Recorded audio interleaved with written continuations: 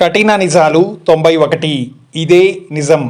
ఇంట్లో chicken, mutton, గుడ్లు, చేపలు వండితే ఆ ఇంట్లో ధనం నిలవదు. ఆ ఇంట్లో పూజ చేసినా కూడా వ్యర్థమే. సిగరెట్, బీడీ కాల్చేవారికి, మద్యం తాగేవారికి అనారోగ్యమే తప్ప ఆరోగ్యం ఎప్పటికీ బాగుపడదు. హాన్స్, గంజాయి, ఇంకేదో తింటూ ఎక్కడ పడితే అక్కడ ఊస్తారు కొందరు. అలాంటి వారికి ధనం ఎప్పటికీ దక్కదు.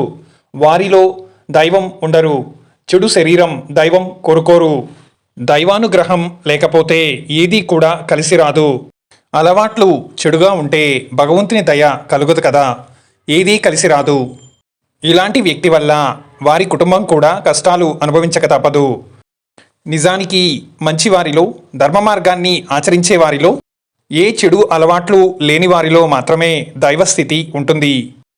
ఆ దైవానుగ్రహం ప్రతి మనిషికి అత్యంత ముఖ్యం. కోటి జన్మల ఫలం ఈ అరుదైన మానవ జన్మ. మంచిగా బ్రతకడం కోసమే ఈ జీవితం. క్షణక్షణం అత్యంత పవిత్రం.